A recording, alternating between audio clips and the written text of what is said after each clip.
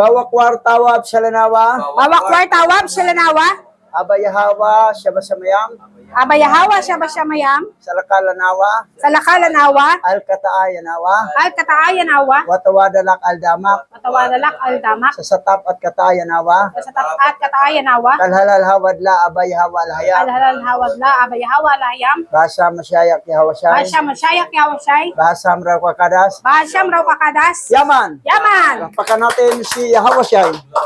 Okay, nandito na tayo sa chapter 7. Sa unang aklat ni Makabeo. Okay. Basa. Ang unang aklat ni Makabeo, Kabanata 7 hanggang 1 to 50. Noong taong 142 BCE, naglayag si Demetrio na anak ni Seleuco mula sa Roma kasama ng ilang piling tauhan. Dumaong sila sa isang lungsod sa baybay, dagat, at itinalaga ang sarili bilang hari. Nang papunta na siya sa palasyo ng kanyang mga ninuno, dinakip ng mga kawal sina Antioco at Lysias para iharap sa kanya. Ngunit nang ipagbigay alam ito kay Demetrio, sinabi niya, "Ayokong makita ang mga taong iyan." Kaya't pinatay ang dalawa at naupo sa trono si Demetrio. So, tapos na kabanata ni Antioco. Ito yung the fifth yun. Ito yung Antioco the fourth. Namatay sa Iran, sa Persia. So, ito naman si Demetrio, galing sa Roma to eh. Anak ni Seleuco. Talagang kodita ang nangyari. Kodita. Ang mga military, sa kanya naman pumanik kasi sa mga ninuno, sa kanila talaga yon. Yun, binawi lang niya. Ayun, itong si Antioco Lysias, tigok na. Patay na. Okay, tuloy. Ang pamamahala niya ay sinamantala ng masasamang loob sa pangunguna ni Alcemo na gustong maging pinakapunong saserdote. Sila'y nagpunta sa hari at sinabi ang ganitong paratang laban sa ibang Hudyo. "Mahal na hari, pinatay po ni Judas Macabeo at ng kanyang mga kapatid ang lahat ng pumapanig sa inyo. Pati kami ay pinalaya sa aming bansa. Para maniwala kayo, magpadala kayo ngayon ng inyong pinagkakatiwalaang tao at alamin ang lahat ng ginawang ito ni Judas Macabeo sa amin at sa inyong lupain. Kailangang parusahan ninyo siya at lahat ng kanyang mga tauhan." Ito si Alcemo, ano to siya eh, Hebrew to siya eh, Hudyo. Gusto niyang maging punong saserdote. Ang ginawa nito, double kara to eh. Sunganib sa hari ng mahintel para paboran siya at pinaratangan pa niya si Judas Macabeo. Okay, tuloy tayo. Bilang tugon, umili agad ang hari ng mapagkakatiwalaan niyang tao. Ang napili ay si Bacchides, isa sa mga kaibigan ng hari. Siya ay gobernador sa ibayo ng Euphrates, kinikilala sa kaharian at napakatapat sa hari. Inasama niya rito ang hindi kumikilala sa alahayam na si Alcemo na ginawa niyang pinakapunong saserdote. Ang utos niya sa dalawa ay paghigantihan ang Israel. Umalis sila sa Antioquia kasama ang isang malaking hukbo. Pagdating sa Judea, nagsugo agad si Bacchides ng mga kinatawan kay Judas Macabeo at mga kapatid nito upang kunway makikipagkaibigan. Ito si Alcemo na gusto maging punong saserdote, hindi pa naman naniwala sa alahayam yan. Pero mo, Hudyo yan ha? Na double kara, taksel. Ngayon, ito na, itong hari si Demetrio, inutusan dito si Bacchides na puntahan si Judas Macabeo. O nga, tuloy tayo. Ang layuning ito ay hindi nila pinaniwalaan nang makitang malaki ang dala nilang hukbo. Isang pangkat ng mga dalubhasa sa kautusan ang lumapit kina Baquedes at Alcemo upang humingi ng katarungan.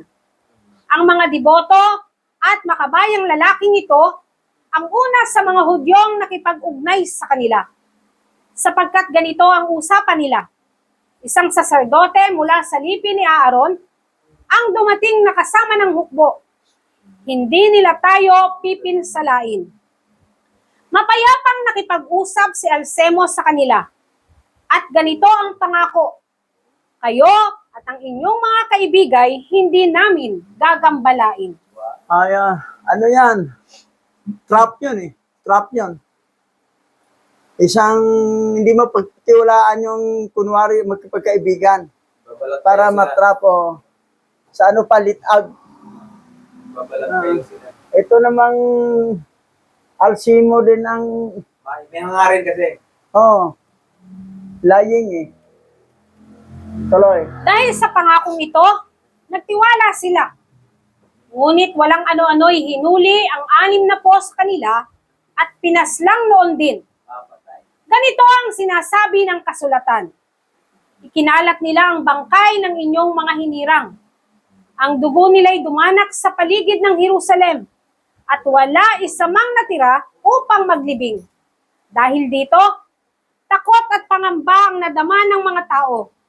Sabi nila, hindi dapat pagtiwalaan ng mga taong ito. Mga sinungaling sila at walang katarungan. Sila na rin ang sumira sa kanilang pangako. Yan. Pag mga hintel kasi, lying yun eh. Hindi talaga Nagkumpiyansa sila, dapat tuloy na patay. Ang dami ng mga Hudyo, mga Israelita ang napatay. Dahil sa kanilang, ngayon, doon nila naalala na hindi natin mapagtiwalaan pala ito ang mga tao nito.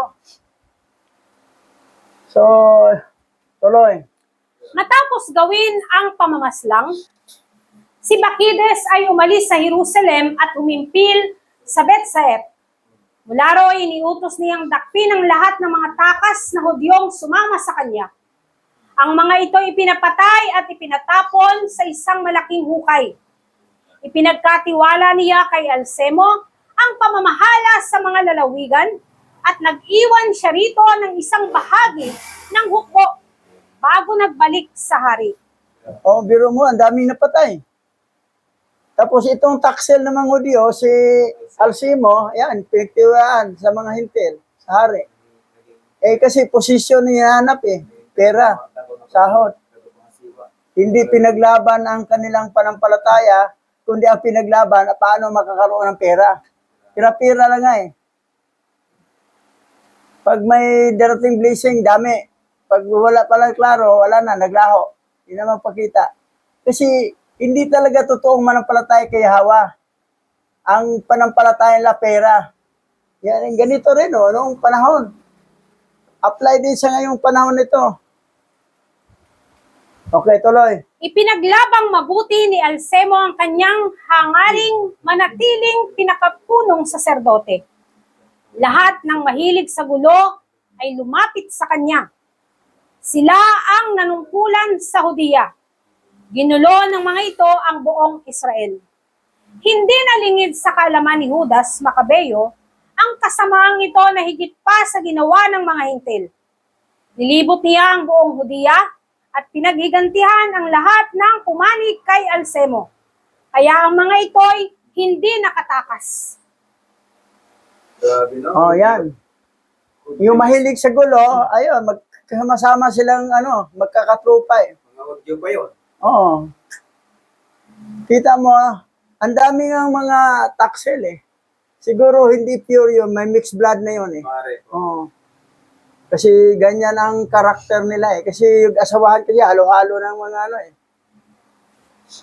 Katulad kay Simon, asawa ang manugang niya, hindi Hebro. Ayun rin nakapatay sa kanya. At saka dalawang anak. So, ganun ang nangyari. Sa unti-unting paglakas ng pangkat ni Judas Macabeo, nangamba si Alcemo na hindi na niya ito kayang harapin. Kaya, nagsumbong siya sa hari at pinaratangan ng pagmamalabis sina Judas Macabeo. Nang marinig ng hari ang ginagawa ni Judas Macabeo, isinugo niya si Nicanor, isa sa bantog niyang pinuno ng hukbo at mahigpit na kaaway ng mga Israelita upang lipulin ang mga ito. Oh, yan, si Nicanor, isang hintil yan na magaling sa hukbo, sa digmaan. Yan. Ngayon, tuloy. Dumating si Nicanor sa Jerusalem kasama ang isang malaking hukbo. Nagkunwari siyang makikipagkaibigan kay Judas Macabeo. Ang sabi niya, huwag na tayo maglaban. Magsasama ako ng ilan lamang tauhan at mag-usap tayo ng mapayapa. At pumunta nga siya kay Judas Macabeo at sila'y nagbatian ng mapayapa. Ngunit nakahanda ang mga tauhan niya upang hulihin si Judas Macabeo. Naramdaman ni Judas Macabeo na nais lang siyang linlangin ni Nicanor. Kaya sa takot niya'y hindi na siya nakipagharap uli rito. O yan, mabuti na notice. Kasi nangyari na noon nakipagkaibigan kunwari. Yan. Dami naman pinatay. Ngayon, ito naman si Nicanor, ganoon rin gagawin. Ayan, naliso na ni Judas Macabeo na. So, hindi na siya umarap uli. Kasi, kunwari kaibigan, pag nandyan na sa trap niya, patayin ka na agad. O, tuloy. Nalaman ni Nicanor na hindi kumagat si Judas Macabeo sa kanyang pain. Kaya lumabas siya para salakayin ito sa Kafar Salama. Ngunit nagapi si Nicanor. 500 kawal niya ang nasawi at ang iba'y nagtago sa lungsod ni David. Samantala, umakyat naman sa bundok ng Sion si Nicanor. Pinatuloy siya ng ilang saserdote mula sa templo, kasama ang ilang matatanda upang ipakita sa kanya ang handog para sa hari. O, yan. Ito si Nicanor, umakyat to sa templo. Doon sa nandoon yung mga ibang saserdote. At ang punong saserdote naman doon, isang taksil na nga si Alcimo. Ngayon, pinakita, itong nagpapakita ng handog na, ito handog namin, itong mga saserdote na lahi ni Aaron. Matuwa kaya si Nicanor dito? Hindi. Tuloy. Ngunit hindi nasiyahan si Nicanor. Kinutya, hinamak, at dinuraan niya ang mga ito. Sa galit niya ay sinabi niya, kapag hindi sumuko sa akin si Judas Macabeo at ang kanyang hukbo, babalik ako matapos magtagumpay at susunugin ko ang templong ito. At umalis siyang galit na galit. Nanangis na pumasok sa templo ang mga saserdote at sa harap ng dambana ay nanalangin. Ayan, eto na. Nanalangin na itong saserdote dahil hindi kasama yung punong saserdote na si Alcimo. Langin sila kasi iba to si Nicanor, dinuraan pa yung mga handog. Okay, tuloy. Nakulangan. Yahawa, pinili mo ang templong ito para magtaglay ng iyong pangalan, upang dito ka katagpuin at dalanginan ng mga hinirang mo. Ipaghiganti mo kami sa taong ito at sa kanyang hukbo. Bayaan mo silang malipol sa labanan. Huwag mong pahintulutan na lagi kanilang lapastanganin. Iniwan ni Nicanor ang Jerusalem at doon nagkampo sa Bet-Horon. Sumama sa kanya roon ang hukbo ng Syria. Samantala, si Judas Macabeo, kasama ang 3,000 tauhan, ay humimpil sa Adasa. Nanalangin siya ng ganito. Nalangin din. 3,000 na sila kay Judas Macabeo. Okay, tuloy. Yahawa, nang lapastanganin ka ng mga isinugo ng hari, pinatay ng anghel mo ang 185,000 sa kanila. Gayun din sana ang gawin mo ngayon sa hukbong kalaban namin para malaman ng lahat na pinarasahan mo si Nicanor dahil sa paglapastangan sa iyo.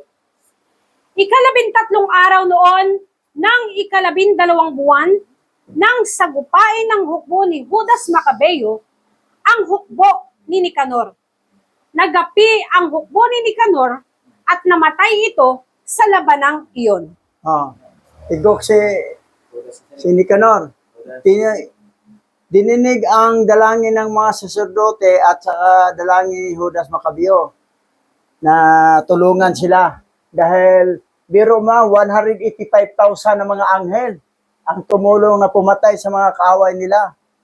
Alam ni Judas yan na pag gumalaw si Hawa at ipadala ang mga anghel, kahit gaano karami ang kaaway, talo. Dahil mga anghel naman iba nakipag-away. Pero aywan po sa sunod chapter, nakipagsanib siya sa Roma kasi humahanga siya sa galing ng Roma, sa digmaan, na talagang laging tagumpay sa digmaan. Wala na siya nagtiwala sa galing ni Hawa na may mga anghel na 185,000 na tutulong sa digmaan. Doon na siya naniwala sa galing ng Roma. Ayan. Tigok, tuloy siya sa chapter 9. Wala rin si Macabeo makalimutin, ulyanin din pala ito eh. Alam niya na siya na, nalangin niya siya mismo na, Hawa, nang lapastanganin ka ng mga sinugo ng hari, pinatay ng anghel mo ang 185 sa kanila. Oh. Pero mo, sa daming natatay sa, pero mo naman, anghel yun eh. 185,000 na napatay nila. O, dami nun.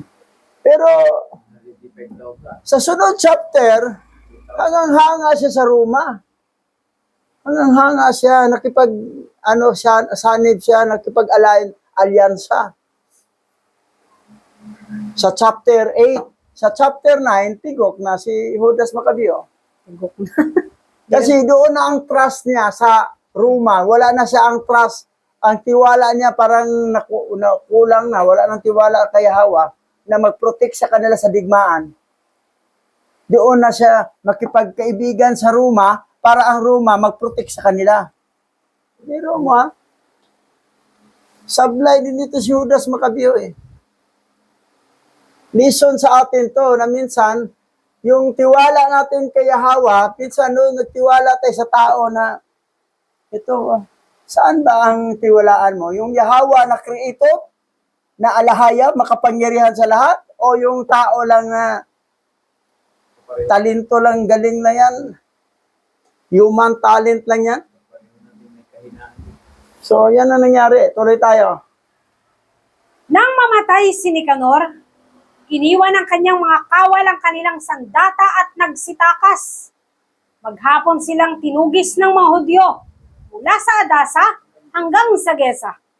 Hinihipan nila ang kanilang trompeta habang tinutugis ang mga kaaway. Ang buong palibot ng Judea ay tumulong sa pagtugis, kaya walang matakbuhan ang mga kaaway at ang mga ito ay napatay ang lahat. Pero nga, ganun katindi. Napatay ang lahat. Dahil tumulong din yung mga anghel dyan eh. Sa digmaan, hindi lang 3,000 lang sila. May reinforcement na mga anghel. Tingin nila tao. Oo. At hindi naman Ang naiwang mga ari-arian ay sinamsam ng mga Hudyo. Pinugot nila ang ulo ni Nicanor at pinutol ang kanyang kanang kamay, na labis niyang ipinagpakasakit sa taglay na kapangyarihan. Dinala nila ang mga ito sa Jerusalem at ipinakita sa mga tao. At nagpista ang mga tao sa tuwa. Lahat ay nagkaisang magdiwang taon-taon, tuwing 13 araw ng 12 buwan. At sandaling natahimik ang lupain ng Judea. Yan. Yan ang taon-taon nag-celebrate ng tinatawag na Feast of Hanukkah. Yun. 13 araw, 23 sa 12 buwan. Ikalabing-tatlong Ah. araw. 23 23. Pizza 23 ng December. sa December. Kasi 12 months yan. So, The Feast of Hanukkah. kulang 2 araw, maging 25. Para sa birth naman. Oo. So, yan ang Feast of Hanukkah. Ang 7 candela, nadagdagag 2, 8 and 9, yung Feast of Hanukkah at saka Feast of Purim. That's why, siyam na lahat ang candle stand. So, tigok. Tigok si Nicanor. Pero mo, duraan pa ang handog doon sa templo. Tapos sabi pa niya, pagbalik ko, pag hindi sumuko sa amin yung si Judas Maccabeo, susunugin ko tong templo. Ayan. Lapastangan ginawa ni Nicanor. Oh.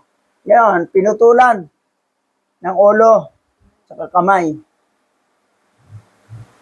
So, sa digmaan talaga, ang anghel tutulong talaga, tinulungan. Biro mo naman sa daming kaaway. 3,000 lang sila, tapos ang kaaway, ilang libo. Pero natalo nila dahil nandun kasama yung mga anghel. Plus mga minsan, yung granizo pang bumagsak. Anghel din yun eh. Yung granizo, binabagsakan yung kaaway. So, yan ang nangyari. So, ang ating tiwala kay Hawa, hindi talaga dapat mauga. Si Judas Maccabeo, nauga yung tiwala niya kay Hawa eh. Dito, tiwalang-tiwala siya dito. Pagdating sa sunod na chapter, sa 8, hangang-hanga na siya doon sa Roma. Kaya nakita, bawat digmaan kasi laging tagumpay ang Roma. So, pagdating sa chapter 9, wala na, patay na siya. Dito nagtapos ang ating Ang lupit ni Judas Maccabeo. Okay, tayo manalangin. Abay Hawa, patuloy kaming sumasamba sa iyong banal na pangalan. Tinataas namin ang iyong karangalan sa araw na ito, sa aming buhay, sa aming pamilya, sa buhay ni Bishop, ng kanyang may bahay, sa buhay ko at ng aking may bahay, sa buhay ng kapatid na Amelita, at doon sa iba naming hindi nakasama ngayon. Patuloy naming dalangin ang iyong kamay, nagagabay sa amin, at ang banal na rakakadas, nakikilos sa bawat pamilya namin, O Yahweh.